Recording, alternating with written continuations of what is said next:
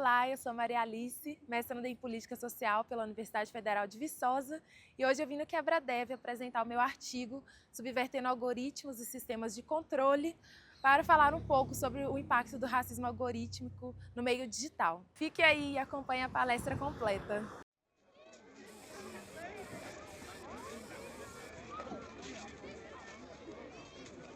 Boa tarde.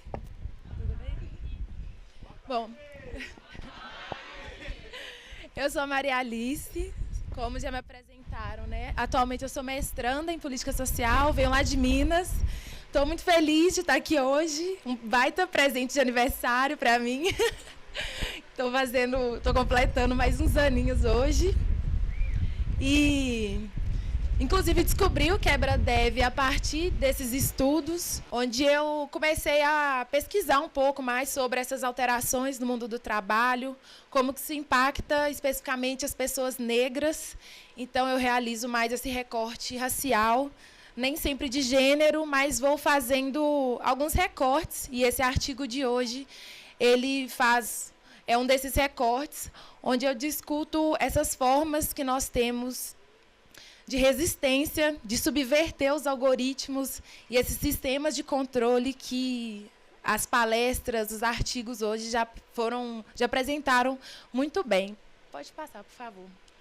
E antes de mais nada, eu gostaria de trazer um marco do ano de 2011, né, quando a gente completa 100 anos de resistência, onde nós tivemos teóricos, médicos, cientistas racistas que falaram que em 100 anos não teríamos mais a população negra no Brasil. Então, pode parecer longe, mas são 13 anos que nós já vencemos, já subvertemos essas teorias e ainda tem muito pela frente, né? Pode passar, por favor. Ainda tem muita luta pela frente e hoje, aqui acho que não vai dar para ver muito bem também, mas depois eu posso compartilhar o slide com vocês.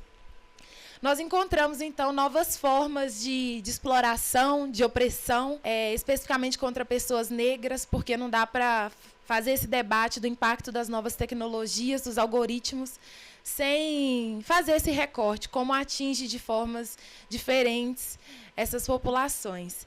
Então, hoje, apesar de toda a tecnologia presente nos nossos meios de comunicação, de relações sociais, tanto pessoais quanto profissionais, nós ainda temos a base muito forte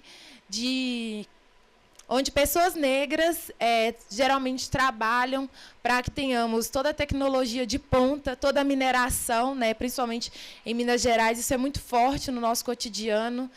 Então, essas pessoas ainda estão nesses espaços, ocupando essas profissões que são extremamente degradantes, tanto nas nossas questões físicas, quanto psicológicas, mentais. E encontramos no mundo digital essas novas opressões. Então, como o Tarcísio Silva, inclusive tem livro dele aí na lojinha, né? Ele é uma grande referência nos meus estudos. Como ele bem coloca, o racismo algorítmico é essa atualização do racismo estrutural da nossa sociedade. Então, como já foi falado também, a gente sabe que os algoritmos não são neutros e as pessoas que constroem esses algoritmos, que não têm nome, né, essas sim ficam no anonimato, que são engenheiros, são programadores, são os donos dessas big techs, permitem que essas tecnologias, que esses softwares cheguem ao mercado de trabalho sem realmente realizar testes, sem ter equipes de diversidade, por mais que tenhamos editais, né, de inclusão. Mas, então, a gente sofre, enquanto público que consome essas tecnologias, sofremos essas opressões, temos casos, né, de banco digital que não reconhece o rosto de uma pessoa negra, pois fala que falta iluminação. Nós temos o policiamento, que é extremamente hostil com essa população, né, o território, a Bahia, hoje predomina, infelizmente, com os dados sobre a prisão e abordagem de pessoas negras, majoritariamente homens. Então, todo esse colonialismo da nossa sociedade hoje está reverberando nesse mundo digital. Então, temos mudanças, temos esses avanços, mas é o que Florestan Fernandes já falava sobre essa modernização conservadora que o nosso país tem. E as tecnologias, então, nós vemos que elas tentam universalizar esses valores ainda europeus, né? Torná-los como se fosse uma norma global, como se tudo fosse uniforme, e ainda devemos fazer o recorte e lembrar que estamos numa região extremamente privilegiada, né? O Sudeste tem o acesso a tecnologias que não diz respeito ao Brasil todo. A dimensão do Brasil é continental. Então, quando nós vamos para outras partes do nosso país, essas tecnologias não acontecem, não chegam nos locais da mesma forma.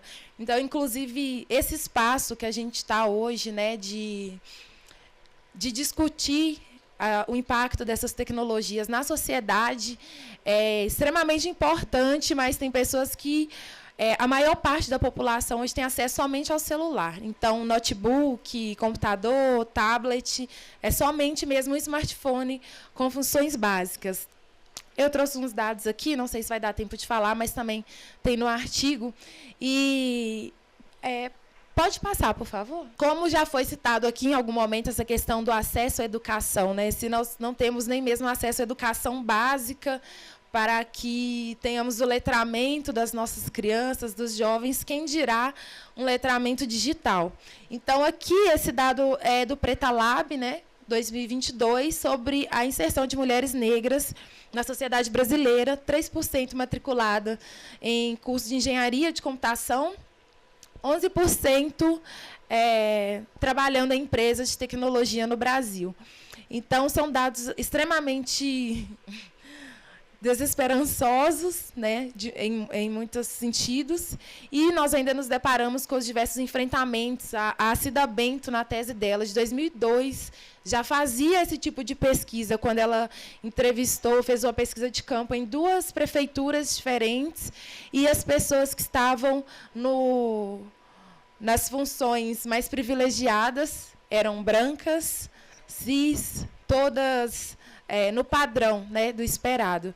E as pessoas em funções secundárias, sem acesso à educação, analfabetas, com várias expressões da questão social, são pessoas negras. Então, a gente vê esse retrato se repetir na sociedade hoje. As pessoas que estão na programação, na formação de meios tecnológicos, são brancas, majoritariamente homens. E quem está alimentando esses dados, quem está no trabalho bruto, né, no trabalho físico da mineração, do extrativismo, para que seja possível a construção dessas tecnologias, são pessoas negras que não tiveram e não têm acesso, têm o território tomado por essas empresas que tem esse o resultado, né, a desigualdade. Eu me graduei na UFOP, em Mariana, e lá é exatamente esse o retrato. A sociedade, a população de lá é uma realidade, estudantes, empresas é outra condição. Então, é um retrato físico, vivo, do que essas tecnologias são hoje, a disparidade que elas causam nas várias regiões, e nosso Brasil como um todo, enquanto um país de capitalismo dependente, né? Então, a gente dá, praticamente de graça, tudo e depois compra de fora, para trazer para cá de novo, em condições extremamente desiguais. Pode passar, por favor. Aqui outro dado do Potências Negras Tech, também de 2022. Eles realizaram uma pesquisa com 1.427 pessoas pretas e pardas e mostrou que, acho que o número deu 800 alguma coisa, cortou aqui, sofreram discriminação no ambiente de trabalho. 39% por colegas de trabalho, 35% por profissionais de RH, que a Cida Bento mostra perfeitamente na tese dela sobre o papel do RH nas empresas, de como que ainda é muito problemático, e 34% por chefes. E ainda vale fazer um recorte aqui sobre qual é o perfil de pessoas negras que ocupam esses espaços de trabalho, né? Principalmente no meio digital. Geralmente, eles seguem um padrão. Então, é uma inclusão muito limitada ainda que a gente encontra. Pode passar, por favor. Aqui não vai dar tempo de mostrar, mas a linha do tempo do Tarcísio Silva, ele traz os casos, dados e reações sobre casos de racismo algorítmico no mundo, na verdade, mas a partir disso eu construí um outro artigo onde eu trouxe somente casos no Brasil e somente dessa plataforma dele. Nós temos o Fanótico, temos diversos outros que trazem dados sobre como o racismo tem ocorrido livremente, né, como a palestra que trouxe um pouco, como é muito livre que as tecnologias rapidamente aprendem a repetir o comportamento dos usuários. A gente já viu isso no Twitter, muitas vezes, no Facebook. Então, as pessoas negras ainda não são vistas como humanos no meio digital. A gente é reconhecido como tudo, como criminoso, como gorila, como já apareceu no Facebook várias vezes, mas nós não somos humanos, não somos pessoas que estão na construção desses meios. Então, é um desafio ainda muito grande. O Davidson Faustino, no livro dele, Colonialismo Digital, traz muito sobre isso, sobre esse fardo do nerd branco, né, que no passado era dado como o salvador, o herói, e nós, como vítimas, né, pobres, que ficava na expectativa, na esperança de ter esse salvador. E hoje temos essa versão no meio digital do fardo do nerd branco. E nós procuramos justamente exercer esse hackativismo digital a partir dessa construção coletiva, excluindo esse indivíduo anônimo por trás de um capuz que ninguém sabe quem é e que tenta fazer mudanças por si só. A gente traz, né, uma perspectiva de coletividade, de compreender a realidade, e é o que a gente chama dos perilabs, né, que são esses laboratórios de periferia. Pode passar, por favor. E, apesar dessas tentativas, nós temos desafios, né, passado a pandemia, passado alguns debates, porque o capitalismo, a direita, se apropria do debate quando lhe é favorável, né? Então, se é para ter mulheres negras nas empresas, vamos criar políticas para mulheres negras. Como essa condição de trabalho acontece, aí já não temos relatórios, não temos dados, tudo isso fica afastado, né? Fica difícil de encontrar. Inclusive, o trabalho da Ludmilla Abílio traz muito bem sobre isso, sobre as revendedoras da Natura, porque a propaganda da Natura é maravilhosa, né? Sobre a beleza, a inclusão e o empoderamento da mulher negra, mas a condição de trabalho das revendedoras é péssima. Então, também recomendo essa leitura para vocês. E hoje eu tenho encontrado que, apesar de maior demanda por profissionais de TI, nós temos tido queda da diversidade e inclusão nas empresas.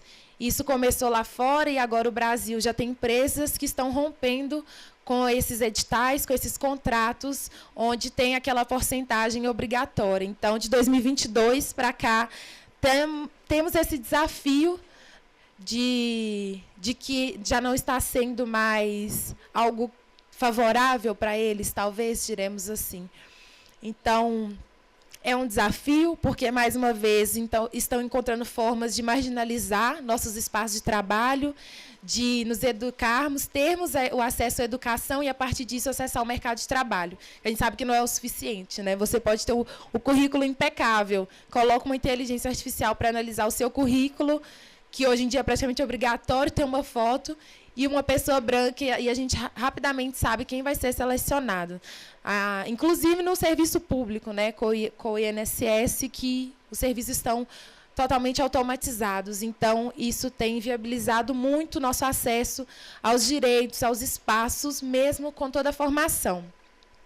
E também não dá para deixar de falar do impacto da informalidade, né, que, claro, atingem todos, mas o nível de informalidade para as pessoas negras também está sendo alarmante, está tendo esse crescimento, junto de tudo que já foi dito aqui hoje, né, esse avanço da direita, principalmente no meio digital.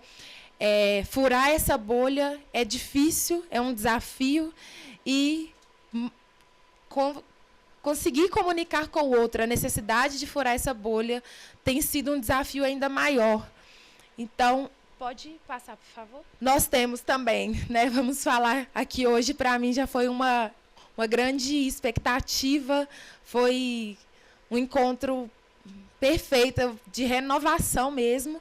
E nós temos também os Perilabs, como eu já falei, né? Tem aqui o coletivo Nuvem Negra, temos os Minas Pretas, temos o coletivo Nuvem Negra, enfim, são vários que estão ali afastados, agora eu não vou lembrar de todos. A academia, que hoje, como a gente vê, né, temos pesquisadores que não abrem mão dessa ética, dessa luta de retornar para o que importa, né, para a nossa identidade. E é um desafio, porque nem sempre a gente encontra professores, orientadores que nos motivam, que nos dão essa força para fazer isso, para exercer esse tipo de trabalho. E eu falo, né, a partir do lado das ciências sociais, eu sou formada em serviço social, mas em todas as áreas a gente sabe que atravessam isso, né? E o Black Money também é um importante movimento, não surgiu no Brasil, mas já aderimos a ele também, sobre essa tentativa de empreendimento, de comprar, de sempre valorizar o meio de trabalho de pessoas negras. Então, são algumas formas que a gente tem de resistência, principalmente no meio digital, né, de romper, de ser esse hackativismo no sentido mesmo de ativismo, de movimento, de coletivo, enquanto compreendendo essa situação que a tecnologia chegou para a gente e que falta muito. A gente aderiu muito rápido, né? Não tem como negar a importância, o quanto que facilita, que é maravilhoso, mas desde que seja de uma forma crítica. Pode passar, por favor. Então, aqui também são algumas formas, né, de lidar com essa questão, que é um pouco do que nós já estamos fazendo hoje. Inclusive, a dificuldade, né, da vida do influenciador. Temos dados sobre mulheres influenciadoras digitais negras que, quando colocaram fotos de mulheres brancas no seu Instagram, o nível de visualização aumentou de uma forma gigantesca. Então, isso, mais uma vez, demonstrando como a tecnologia não é neutra, como todo viés racial, ideológico, das pessoas que constroem esses dados, que alimentam esses dados, enviesam e muito o que a gente consegue acessar ou não, o que a gente consegue publicar, né, e agir coletivamente, nos encontrarmos nesse meio digital, de tanta bolha que temos. Pesquisadores, empresas e organizações, e né, o papel do governo de implementar essas regulações, essas políticas, que não é fácil, é um confronto direto que a gente precisa estar. E, enfim, dentre outras questões. É isso, eu agradeço. E dúvidas, comentários, estou aqui.